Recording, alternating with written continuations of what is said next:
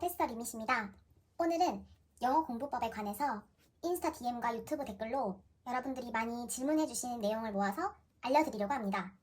첫 번째로는 모의고사나 시험을 칠 때 영어 문제를 어떤 순서로 푸는지에 대해서 말씀드리려고 해요. 두 번째는 이동기 하프를 풀지 않은 이유입니다. 이동기쌤 하프가 굉장히 유명하고 많이들 푸시잖아요. 근데 제가 하지 않은 이유를 알려드리려고요. 세 번째는 영어 기출문제에 관한 내용입니다. 이렇게 세 가지로 나눠서 번외편을 준비해보았습니다. 그럼 순서부터 한번 볼까요? 첫 번째, 영어 문제 푸는 순서입니다. 모의고사나 시험 칠 때 제가 풀었던 방법을 조금 알려드리려고 하는데요. 우선 큰 틀은 첫 번째로 나오는 단어, 문법 문제를 먼저 풀고 그 다음 독해 문제를 풀었습니다. 단어, 문법 문제는 10분 안에, 독해 문제는 20분 안에 풀려고 연습을 했고요. 합쳐서 30분에서 35분 사이로 맞춰서 풀려고 연습을 많이 했습니다.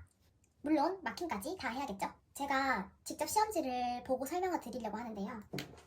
제가 제일 마지막에 풀었던 김기훈쌤 실전 동영 봉투 모의고사 5회로 설명을 드려볼게요. 우선 이 시험의 제일 처음 단어부터 순서대로 푸는 건데요. 아까 말씀드린 대로 큰 틀은 단어 문법 문제부터 푼다고 했잖아요. 그래서 우선 단어 문제부터 순서대로 풀어요. 근데 처음에 단어 문제 접했을 때 바로 봤을 때 모르는 단어면 거기에 너무 시간을 들이지 말고 모르면 일단 넘어가세요. 일단 별표를 하고 넘어가시고 문제를 풉니다. 모르는 문제가 나오면 너무 시간을 붙잡고 있지 말고 일단 체크하고 별표를 하든지 크게 체크를 하시고 넘어가세요. 처음부터 모르는 문제가 많이 나온다고 해서 너무 당황하지 마시고요. 어차피 마지막까지 갔다가 다시 돌아올 거니까 괜찮아요. 절대 당황하지 마세요. 그래서 우선 일단 넘어가고 풀 수 있는 문제는 풉니다. 이까지 문법 문제가 나왔고 뒤에 보시면 또 중간에 단어 문제가 들어가는 경우가 있어요. 그러면 이쪽으로 넘어와서 단어를 먼저 푸시고요. 간혹가다 문제 중에 뒤쪽에도 문법 문제가 있는 경우가 있거든요. 그때도 그러면 문법부터 푸시고 다시 돌아가서 독해를 푸는데요. 저는 이 뒤까지 넘어갔으면 뒤에 문제 중에 단서를 찾아서 금방 답을 찾을 수 있는 문제부터 풉니다. 예를 들면 연결어라든지 순서, 문장이 들어갈 위치를 찾는 문제, 흐름상 가장 어색한 문제를 찾는 등 이렇게 근거를 찾아서 답을 빨리 낼 수 있는 문제부터 먼저 푼 다음에 꼭 맞춰야 하는 제목, 요지, 주제 문제를 풀어줍니다. 그 다음에는 시간이 조금 걸리는 내용 일치 불일치, 빈칸 문제를 마지막으로 풉니다. 그리고 독해를 풀다가도 모르는 경우에는 이렇게 체크를 하고 일단 넘어가세요. 저는 체크를 조금 작게 했는데 여러분들은 크게 보이게 해주세요. 이렇게 체크를 했고요. 저도 앞에도 보시면 체크, 여기도 체크 이런 식으로 체크하고 넘어가신 문제를 다시 돌아와서 앞에서 차근차근 푸시는 거예요. 대신 두 번째 풀 때는 속어법을 이용해서 아까보다 좀 더 집중해서 꼼꼼하게 풀어줍니다. 다시 풀어도 모르는 문제는 꼭 있잖아요. 그런 문제는 확실하게 아닌 건 아니라고 표시를 해두고 맞으면 맞다고 꼭 표시를 해두고 넘어가야 다음에 돌아와서 봤을 때 고민할 선지가 적어지겠죠.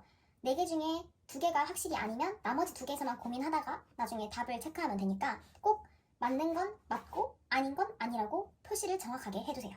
그리고 끝까지 풀었는데 30분, 35분이라는 시간의 압박 때문에 못 푼 문제가 있잖아요. 그런 문제는 5과목이 모두 끝난 뒤에 다시 돌아와서 머리를 조금 식힌 다음에 풀면 또 다시 그 문제가 잘 보이거든요. 그래서 그때 다시 또 한번 마지막으로 풀고 답을 체크합니다.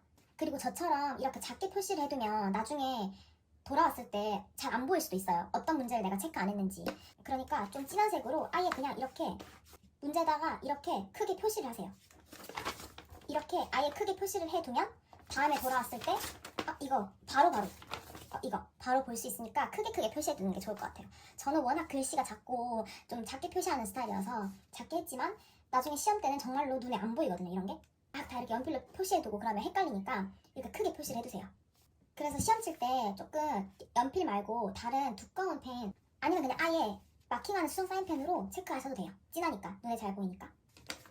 제가 방금 말씀드린 순서는 그냥 제가 어떻게 했냐를 보여드리는 거고요. 참고하셔서 본인에게 맞는 순서를 정하셔서 모의고사 칠 때 실제 시험장에서 하는 것처럼 연습을 많이 해보세요. 시간 맞춰서.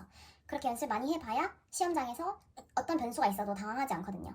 반드시 본인만의 순서로 연습을 많이 하시길 바래요.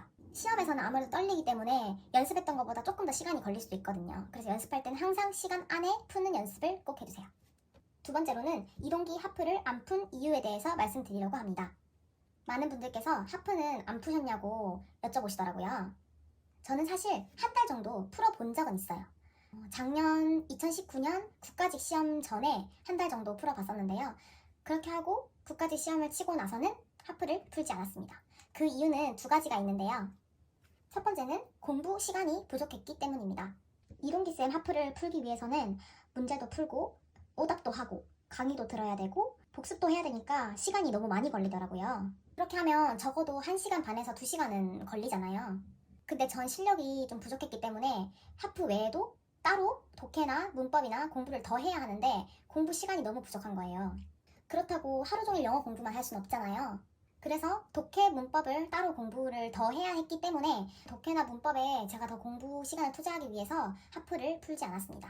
두 번째 이유는 하프 문제 구성을 보시면 독해 5문제, 문법 2문제, 단어 2문제, 생활영어 1문제 이런 식으로 구성이 되어 있어요. 저는 독해 기출을 풀 때는 5문제에서 7문제를 풀었었고 하프를 풀 때는 그 안에 들은 독해 5문제를 풀었었는데요. 이렇게 연습을 하고 제가 국가직 시험을 쳤더니 국가직 시험에서 독해를 5문제 이상 넘어가니까 제가 집중력이 확 떨어지더라고요.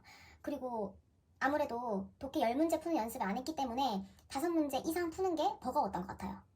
그래서 독해 10문제를 푸는 연습을 해야겠다 싶어서 찾은 문제집이 독해 천재라는 책입니다. 그 책은 제가 영어 공부법에서 알려드렸는데 그 영상을 참고하시면 될 것 같아요. 그래서 이러한 두 가지 이유로 저는 이동기쌤 하프를 풀지 않았습니다. 제가 이렇게 말씀드리는 이유는 이동기쌤 하프 강의를 듣지 마세요가 아니라 저한테는 안 맞았을 뿐이에요. 각자 본인에게 맞는 공부법이 있잖아요. 이 이동기쌤 하프 강의는 자기가 어느 정도 실력이 되고 영어 공부를 따로 독해나 문법을 따로 공부할 필요가 없는 하지만 영어에 대한 감은 계속 유지하려는 사람들에게는 정말 맞을 것 같아요. 저는 그냥 제 경험을 이야기해 드리는 것 뿐이고 잘 참고하셔서 본인에 맞는 공부법을 찾으시길 바랍니다. 세 번째로는 영어 기출문제에 관한 내용인데요. 솔직히 말하면 문법과 단어는 굉장히 중요하다고 생각해요. 시험에 나왔던 단어나 문법이 다시 또 나오는 경우가 있더라고요. 그래서 문법과 단어의 기출문제는 굉장히 중요하다고 생각합니다. 그러나 독해는 상대적으로 크게 중요하진 않은 것 같아요. 왜냐하면 독해는 다양한 구문을 학습하고 그 구문에서 중요한 문장을 뽑아내는 연습을 하시면 좋을 것 같거든요. 그래서 기출도 물론 풀어야 되지만 문법 단어는 계속 해독을 하는 게 좋고요. 독해는 좀 다양한 지문을 많이 풀어보셨으면 좋겠어요. 제 개인적인 의견입니다. 그리고 영어 단어 하루에 몇 개 외워야 될까요? 몇 개 외우는 게 좋을까요? 이런 질문도 많이 하시더라고요. 근데 사람마다 개인차가 있으니까 제가 정확하게 말씀드리기가 굉장히 애매해요. 한번 보면 금방 외우시는 분들도 있고 저처럼 기억력이 진짜 없으신 분들도 계실 거예요. 그래서 제일 좋은 건 자신이 할 수 있는 만큼, 그러니까 무리하지 않고 본인이 소화해낼 수 있는 만큼의 그런 계획을 세우셔서 외우시면 될 것 같은데요. 저는 최소 50개에서 최대 100개까지 이렇게 정해놓고 외웠던 것 같아요. 그래서 본인이 하실 수 있는 만큼 정하셔서 외우시면 되고 너무 무리하시면 또 밀리고 다음에 또 계속 한 번 밀리면 계속 밀리거든요. 그렇게 하지 말고 본인이 할 수 있는 만큼 계획을 세우셔서 외우시면 좋을 것 같아요. 영단어 관련해서는 제가 이전에 찍은 영상도 있거든요. 그 영상 참고해 주시면 될 것 같고요. 그리고 영어 단어는 진짜로 누누이 말씀드리지만 여유가 있을 때 많이 외워두시는 게 좋아요. 지금 시간적 여유가 있고 마음의 여유가 있을 때 정말 많이 외워두세요. 영어 단어는 정말 미루다 보면 결국 나중에는 영어 단어 때문에 굉장히 스트레스 많이 받거든요. 뭐 문제를 틀리는 것도 그렇지만 영어 단어 때문에 되게 멘탈이 털리는 경우도 있어요. 나중에 후회하지 않으려면 지금 시간 있을 때 솔직히 지금 좀 시간적 여유가 있고 좀 마음의 여유가 좀 있잖아요. 나중 되면 정말 조급해져서 이것도 해야 되고 저것도 해야 되고 선택 과목도 다 외워야 되는데 영어 단어에 쓸 시간이 없거든요. 실제로. 그래서 지금 시간 있으실 때 미루지 마시고요. 지금 많이 외워두세요. 영어 단어는 정말 미루지 말고 꾸준하게 외우시길 바랍니다. 영어 공부 번외편이 많은 도움이 되셨나요? 혹시 더 궁금하신 게 있으시면 인스타 DM이나 유튜브 댓글로 저한테 편하게 보내주세요.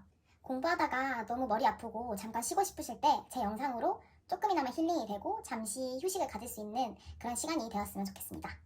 그럼 다음 영상에서 만나요. 안녕.